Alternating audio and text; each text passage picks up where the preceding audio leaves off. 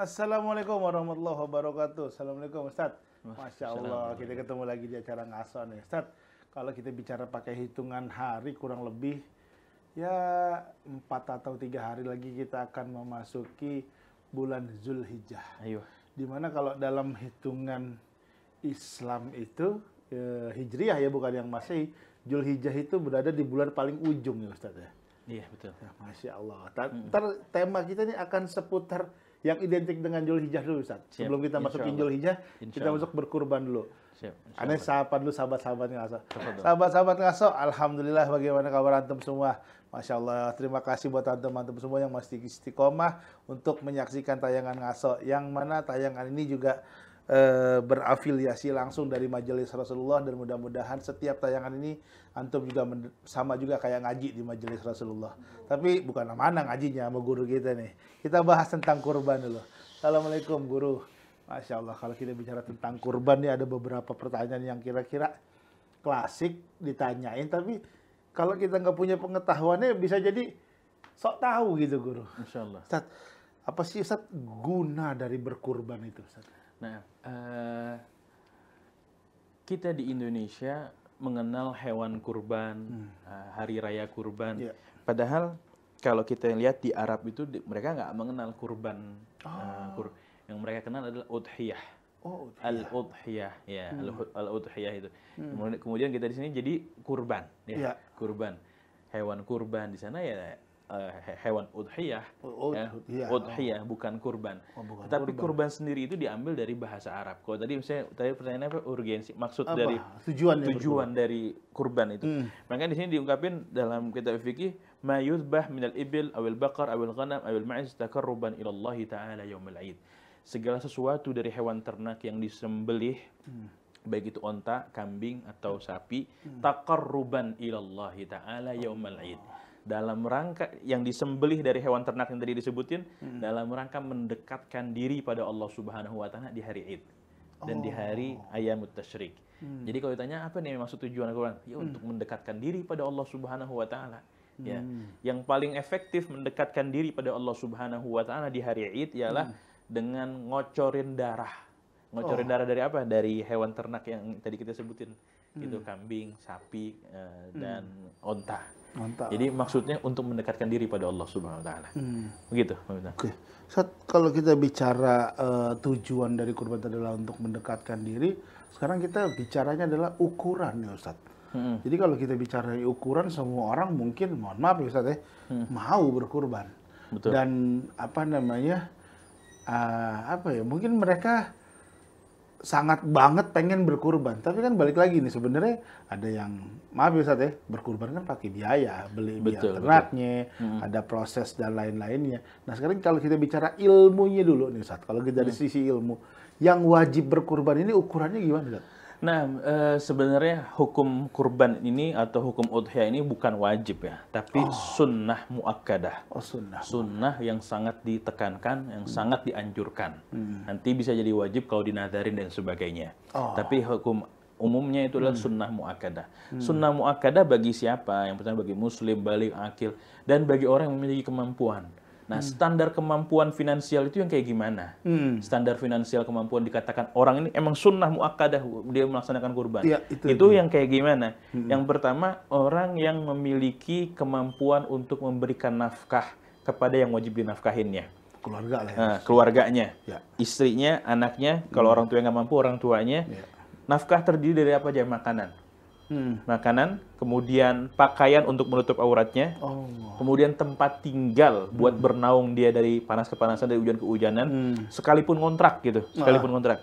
Itu dia punya 3 hal itu, seukuran 4 hari. Kenapa 4 hari? Dari hari Idul Adha, kemudian hari Tasyrik, 11, 12, 13 Dzulhijjah. Jadi 4 hari, 10, 11, 12, 13 Dzulhijjah. Dia punya kemampuan ketahanan pangan 4 hari lebih. Kemudian pakaian, kemudian tempat tinggal, dan masih lebih uangnya. Masih punya kelebihan lagi tuh. Masih punya kelebihan. Nah, kelebihan itu menjadikan itu orang dikatakan mampu berkurban. Sunnah muakkadah kurban bagi dirinya. atas ukuran itu. Iya, atas ukuran itu. Jadi kalau misalnya orang punya udah tempat tinggal ada, makanan cukup buat sekedar batari duitnya mencukupi buat bayar anak istrinya dan sebagainya, maka dia dikatakan sunnah muakkadah kurban. Ya nanti kalau misalnya dia udah punya kemampuan tapi dia enggan berkurban karena alasan pelit, hiris dan sebagainya, itu nanti dapat ancaman dari Rasulullah SAW, man kana lahu si'atun falam yudhi fala yaqrabanna musallana aw kama qala sallallahu. Siapa yang punya keluasan rezeki tapi dia nggak mau berkurban, nggak mau dia berudhiyah, maka nggak usah dekat-dekat tempat ibadah kami, kata Rasulullah SAW. Mau kemana? Mau lari kemana? Padahal kita yang paling nyaman di tempat adalah kembali tempat ibadah. Tapi bagi orang yang kayak gini nih, dia punya kemampuan deh. Anda rasa Bang Bintang apa lagi? Punya mampu dalam hal apa itu? Ya, jadi sunnah muakkadah, sunnah yang sangat dianjurkan. Begitu. Ustaz, kalau kita bicara tadi adalah ukuran tujuan kurban, terus ukuran mampu berkurban. Nah, sekarang ini kan kadang-kadang banyak juga yang fenomena kurban itu untuk yang tua-tua aja baru berkurban. Atau misalkan zaman sekarang kan banyak orang yang baru kerja, ikutan patungan kurban gitu. Nah, sebenarnya kalau kita bicara kategori, boleh berkurban, atau misalkan tadi Ustaz bilang, udah sunnah muakkad jadi untuk berkurban itu, umur berapa Ustaz? Atau nggak ada umurnya? Ya, ketika dia, anak kecil pun boleh aja dikorbanin, dia korban dari orang tuanya. Dari orang tua. Jadi, nggak harus dari orang tua yang udah tua-tua baru kurban. Enggak. Kita belajar dari yang kecil, kita kurban, nih punya rezeki, kita beli kambing kurban, ajak anaknya, kita lagi milih-milih daging, milih-milih kambing kurban, hewan kurban, ajarin gimana. Jadi terbuka ya, bukan buat kurban ini khusus buat orang tua, enggak. Jadi dari kecil pun udah bisa diajak untuk berkurban. Gitu. Dengan tujuan yang tadi, mendekatkan diri. Masya Allah. Sahabat-sahabat ngaso, itu baru secuil dulu tuh ilmunya itu. Nanti masih banyak lagi di segmen-segmen selanjutnya. Jangan kemana-mana, tetap di ngaso. Assalamualaikum. Assalamualaikum.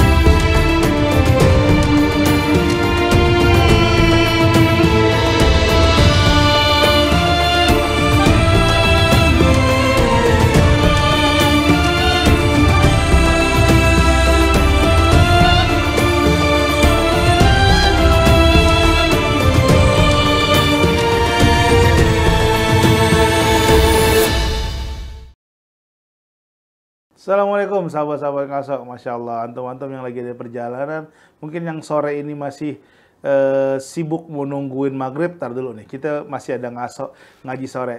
Sambil nunggu maghrib, kita pakai ilmu dulu nih, ngaji bareng Ustadz Afif. Ustadz, tadi kita di segmen 1 udah mengenal esensi berkurban itu adalah mendekatkan diri. Nah Ustadz, di segmen 2 ini Anda mau tanya Ustadz, boleh nggak sih Ustadz kalau kita beli hewan kurban itu patungan? Nah, banyak yang mengadakan kayak gitu. Patungan sapi disokong 7 orang, boleh-boleh aja. Jadi patungan sapi kolektif, biasanya pengurus masjid. Nah, kadang-kadang kan kita sering lihat tulisan di spanduk-spanduk masjid. Nah, secara ilmunya itu sebetulnya boleh, Ustaz? Boleh banget, boleh banget. Jadi kalau sapi digotong sendirian kan berat. Ini enggak? Mungkin puluhan atau belasan ya. Digotong 7 orang. Digotong 7 orang boleh. Tapi kalau misalnya dia patungan satu kelas, dia bayar misalnya per orang 200.000, itu nggak boleh dia kurban atas nama satu kelas, nggak bisa. Nggak bisa. Jadi patungan dia dapetin satu kambing satu kelas, habis itu diniatin kurban atas nama kelas ini, satu kelas ya nggak bisa. Harus untuk satu nama. Harus untuk satu nama. Silahkan nanti kesepakatannya ini kurban ini atas nama si Fulan bin Fulan, atau misalnya atas nama wali kelasnya, atas nama ketua kelasnya, atau untuk atas nama orang yang apalah, silahkan untuk kesepakatannya. Jadi di situ belajar aja, belajar untuk berkurban. Dia sebenarnya dia lagi sedekah ngumpulin duit gitu, sedekah kasih ke orang. Nah nanti kemudian uang yang terkumpul cukup buat beli 1 ekor kambing untuk 1 orang. 1 ekor kambing, 1 orang. Kalau nggak sapi, bisa sapi 7 orang, sapi 7 orang. Nggak bisa mengatasnamakan untuk sekian banyak orang, sekian banyak orang. Oh buat 1 kambing buat 1 kelas, nggak bisa. 1 sapi buat perusahaan ini, nggak. Tetap buat 7 nama tersebut. Nah, gitu. Masya Allah. Ustaz, kalau tadi kita bicaranya adalah kurban untuk patungan atau urunan, nah sekarang kalau beli hewan kurban tapi ngutang, gimana Ustaz hukumnya? Nah, ngutangnya gimana dulu ya? Kalau misalnya Ane bilang, Ane punya uang, ada orang, Ane ngutangin orang nih, ngutangin ke orang nih, piutang ya, Ane punya piutang, berarti kalau gitu ya. Taruh Ane punya duit 4 juta sama nih orang. Mana duit lo sini? Duit gue bayar utang lo sini, gue mau korban nih 4 juta. Ya ntar deh, gue baru bisa ganti minggu depan. Kalau kayak begitu boleh-boleh aja. Nah, artinya dia emang sebenarnya udah ada kemampuan, ada jaminan untuk dan itu emang dia uang dia ada gitu umpamanya. Tapi kalau sampai dia berhutang, emang dia untuk kebutuhan sendirinya nggak terpenuhi, maka penuhin dulu kebutuhan yang primer atau sekunder. Yang primernya dulu untuk anaknya, istrinya, makan, tempat tinggal, yang menutup auratnya gitu. Jadi bukan prioritas untuk ngutang kayak gitu. Untuk hal kurban. Ustaz, kalau kita bicaranya zaman sekarang kan banyak kita lihat spanduk-spanduk di pinggir jalan menerima dan menyalurkan hewan kurban Anda. Mohon maaf nih Ustaz ya, apakah kita ketika memberikan amanat kepada salah satu pengurus atau untuk saya memberikan hewan kurban saya, ada juga zaman sekarang kurban tapi hewannya nggak dilihat, itu gimana hukumnya Ustaz? Dia bakalan kehilangan fadilah keutamaan menyaksikan penyembelihan hewan kurban. Karena Rasulullah SAW dalam riwayat doha Rasulullah SAW bikabsyain amlahin zabahahuma biyadeh. Bahwa Rasulullah SAW menyembelih 2 ekor kambing gibas putih yang bertanduk. Beliau sendiri yang motong. Beliau sendiri yang motong. Nah, jadi sebenarnya bagi yang ngorban kalau bisa dia sendiri yang motong gitu. Dia sendiri yang motong. Kalau dia nggak memungkinkan, aneh lihat darah ini sebagainya, aneh nggak berani, nggak punya mental kuat. Nah, Rasulullah nyuruh perintahkan Sayyidah Fatimah untuk menyaksikan. Lo nggak usah motong, tapi menyaksikan aja. Gumi washhadi ila udhiyatiki. Wahai Fatimah, bangkit dan saksikanlah penyembelihan hewan kurbanmu. Kenapa? Karena awal tetesan darah yang disembelih tersebut adalah pengampunan dosa buatmu. Pengampunan dosa. Jadi kata Rasulullah, saksikanlah momen-momen di saat engkau ingin mendapatkan ampunan dari Allah Subhanahu Wa Taala. Jangan sampai kita menjadi orang yang nggak peduli. Ini momen momen sangat spesial banget, berharga banget. Kita punya dosa banyak, terus bakalan diampuni sama Allah Subhanahu Wa Taala. Kapan momen itu? Saat keluar darah. Saat keluar. Nah kita disuruh nyaksiin. Jangan sampai kita jadi orang yang nggak peduli. Lagi dapat ampunan, kita lagi jalan-jalan, traveling kemana, maka saksiin gitu. Makanya kalau kayak kurban tadi, dia berkurban tapi tidak menyaksikan hewan kurbannya, dia bakalan kehilangan fadilah keutamaan yang tadi. Menyaksikan atau menyembelih langsung. Tapi kalau ditanya sah atau enggak, sah-sah aja. Sah aja. Dengan catatan dia amanah. Ketika kurban atas nama aneh, kurban di pelosok dan sebagainya. Yang penting lembaga yang menerima itu tersebut amanah, dia diniatin kurban. Dan kurban ini ingat ya, bahasa-bahasa kayak ini kita sunnah kurban, cakepnya. Kalau sunnah kurban itu lebih selamat. Jadi emang kita mengamalkan sunnah kurban. Karena sebagian ulama berpendapat, kalau bilang ini tadi kan kita bilang hewan kurban saya. Hewan kurban itu bisa menjadikan wajib. Bisa jadi wajib ketika nanti. Akadnya. Iya, ketika ini kurban saya, itu bisa jadi wajib. Allah. Beda antara ini pentingnya ilmu nih sahabat-sahabat. Nah, kalau udah jadi wajib nanti turunannya beda lagi. Turunannya apa? Kalau sunnah kurban dia boleh menikmati sebagian dagingnya. Tapi kalau kurban wajib dia nggak boleh nyantap sama sekali ngambil dari daging kurban tersebut. Dia nggak boleh, keluarganya nggak boleh karena kurban wajib. Dengan bahasa kayak gitu, ini kurban saya. Menjadikan itu kurban wajib. Allah, nah ini pentingnya ngaji. Ya ini jadi catatan bosnya kalau bisa sunnah kurban. Meskipun nanti ada sebagian ulama yang berpendapat enggak, kalau bagi orang awam nggak usah nggak usah keras-keras. Karena maksudnya dia ini kurban hewan kurban saya, maksudnya untuk ikhbar, ngabarin. Sebagian ada pendapat ulama mengatakan gitu, itu tetap hewan kurban sunnah dan boleh. Tapi yang afdalnya kita keluar dari perselisihan pendapat ulama tersebut. Nah kita ini sunnah kurban saya. Kalau kurban sunnah kurban, kurban sunnah gitu. Iya benar. Ustaz, nih sebelum kita masuk segmen 3, ini ada pertanyaan dari beberapa teman-teman yang menanyakan hal-hal ini sebenarnya sangat klasik, Ustaz. Sebenarnya mohon maaf, Ustaz, ada orang yang beberapa kali berangkat haji. Ada orang yang beberapa kali berangkat umroh. Apakah orang harus beberapa kali juga berkurban gitu, Ustaz? Nah, tapi jangan dijawab dulu, Ustaz. Nanti setelah yang satu ini, sahabat-sahabat ngaso, jangan kemana-mana, kita akan kembali setelah yang satu ini. Assalamualaikum.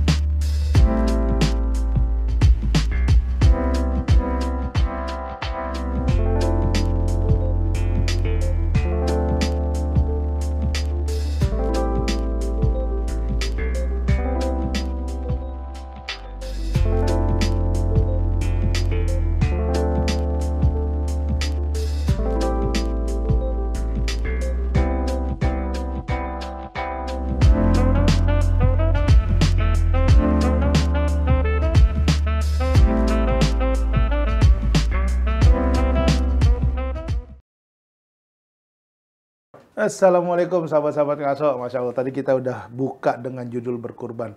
Bagi antum-antum yang alhamdulillah diberikan rezeki luas, kalau mau beli kambing atau hewan kurban yang lain, silakan tuh di pinggir-pinggir jalan atau di tempat-tempat hewan kurban mungkin ada, tapi jangan lupa kirim-kirim dagingnya ke sini ya, Ustaz, ya, biar kita bisa nyate juga, Ustaz. Ustaz, tadi aneh udah sebelum kita masuk segmen 3 ada pertanyaan adalah ada orang yang beberapa kali berangkat haji, ada orang yang beberapa kali berangkat umroh. Ini ada orang juga bertanya nih, boleh nggak sih beberapa kali kurban atau kurban seumur hidup baruskah hanya sekali doang? Nah, boleh-boleh aja untuk kalau kurban dia setiap tahunnya dia berkurban. Bagus setiap tahun dia berkurban. Beda sama haji ya konteksnya. Kalau konteksnya kita haji setiap tahun, mungkin antriannya kesianan orang yang ini memberi kesempatan, bahkan kalau bisa berangkatin haji orang lain kayak gitu, kita pakai jalur-jalur lain lah gitu. Dia juga tetap dapat keutamaan haji. Tapi kalau kurban kan emang terbuka majal untuk hal tersebut, terbuka lebar. Jadi boleh-boleh aja kayak boleh-boleh aja.